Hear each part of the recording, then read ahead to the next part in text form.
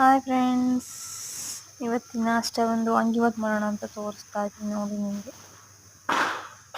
ಈರುಳ್ಳಿ, ಹಸಿರುಮೆಣಸಿನ್ಕಾಯಿ, ಕರ್ಬೇವಿನ ಸೊಪ್ಪು, ಬದನೆಕಾಯಿ ಮತ್ತು ಹುಣಸೆಹಣ್ಣು ನೆನೆಸಿ ಇಟ್ಕೊಂಡಿದ್ವಿ. ಮತ್ತು ಒಂದು ವಾಂಗಿಬಾತ್ ಪೌಡ್ರು. ಇಷ್ಟೇ ಇಂಗ್ರೀಡಿಯೆಂಟ್ ಬೇಕಾಗಿರೋದು ಇದಕ್ಕೆ. ಸೊ ಸಿಂಪಲಾಗಿ ಮಾಡ್ಬೋದು. ಒಬ್ಬರು ಒಂದೊಂದು ಥರ ಮಾಡ್ತಾರೆ, ಒಬ್ಬರು ಪಲಾವ್ ಥರ ಮಾಡ್ತಾರೆ. ಸೊ ನಾನು ಚಿತ್ರಾನ್ನ ಥರ ಮಾಡ್ತೀನಿ.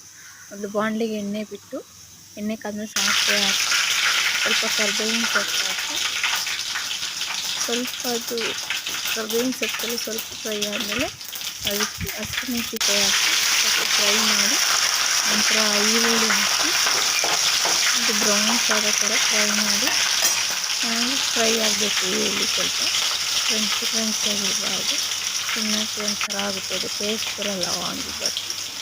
ಸೊ ಈರುಳ್ಳಿ ಸ್ವಲ್ಪ ಚೆನ್ನಾಗಿ ಫ್ರೈ ಆಗಬೇಕು. ಅದು ಫ್ರೈ ಆದಮೇಲೆ ಇದಕ್ಕೆ ಈರುಳ್ಳಿ ಫ್ರೈ ಆದಮೇಲೆ ಬದನೆಕಾಯಿ ನೀರಲ್ಲಿ ಚೆನ್ನಾಗಿ ತೊಳೆದು ಹಿಂಡಿ ನೀಟಾಗಿ ಹಾಕಬೇಕು. ಬದನೆಕಾಯಿ ಇಡೀ ಎಣ್ಣೆಲೆ ಸ್ವಲ್ಪ ಚೆನ್ನಾಗಿ ಫ್ರೈ ಆಗಬೇಕು. ಯಾಕಂದರೆ ಹುಣಸೆ ನೀಟಾಗಿ ಬೇಯೋದಿಲ್ಲ, ಅದು ಚೆನ್ನಾಗಿ ಬೇಯಲಿಲ್ಲ ಅಂದರೆ ಚೆನ್ನಾಗೋದಿಲ್ಲ ವಾಂಗಿಬಾತ್. ಸೊ ಎಣ್ಣೆಲೆ ನೀಟಾಗಿ ಸ್ವಲ್ಪ ಸಾಫ್ಟ್ ಆಗುತ್ತೆ. ಉಪ್ಪಿನ ಪುಡಿ ಹಾಕಿದ್ರೆ ಬೇಗ ಸಾಫ್ಟ್ ಆಗುತ್ತೆ. ಚೆನ್ನಾಗಿ ಫ್ರೈ ಮಾಡಬೇಕು. ಸ್ವಲ್ಪ ಸಾಫ್ಟ್ ಆದಮೇಲೆ ಸ್ವಲ್ಪ ಅರಿಶಿನ ಹಾಕಿ ಮತ್ತೆ ಮಿಕ್ಸ್ ಮಾಡಿ, ಅದಾದಮೇಲೆ ಹುಣಸೆ ಹುಳಿ ಬಿಟ್ಟು ಚೆನ್ನಾಗಿ ಬೇಯಿಸಿಟ್ಟು ಬದನೆಕಾಯಿ ಫುಲ್ ಸಾಫ್ಟ್ ಆಗಬೇಕು. ಸ್ವಲ್ಪ ಅದು ಸಾಫ್ಟ್ ಆಗಿ ಬೆಂದಾದಮೇಲೆ ಒಂದು ವಾಂಗಿಬಾತ್ ಪ್ಯಾಕೆಟ್ ಹಾಕಿ ಬೇಯಿಸಿ, ಸೊ ವಾಂಗಿಬಾತ್ ರೆಡಿ ಆಗುತ್ತೆ.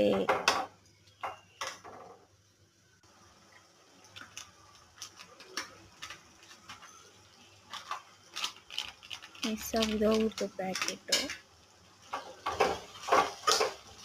ನೋಡಿ ಫ್ರೆಂಡ್ಸ್, ಈ ಥರ ನಾನು ವಾಂಗಿಬಾತ್ ಮಾಡೋದು. ಅವರು ನನ್ನ ಥರ ಮಾಡ್ತಾರೆ. ನೀವು ಯಾವ ಥರ ಮಾಡ್ತೀರಾ ಕಾಮೆಂಟ್ ಮಾಡಿ. ಇಷ್ಟ ಲೈಕ್ ಮಾಡಿ, ಕಾಮೆಂಟ್ ಮಾಡಿ, ಶೇರ್ ಮಾಡಿ. ನೋಡಿ ಬೆಳಗ್ಗೆನೇ ಮಳೆ ಹೋದು, ನೈಟ್ ಎಲ್ಲ ವಾತಾವರಣ ಯಾವ ಥರ. ಹಾಯ್ ಫ್ರೆಂಡ್ಸ್, ಗುಡ್ ಮಾರ್ನಿಂಗ್ ಎಲ್ಲರದ್ದು ಕಾಫಿ ಆಯಿತಾ? ಇವತ್ತಿನ ಲಾಗ್ ಇಷ್ಟೇ.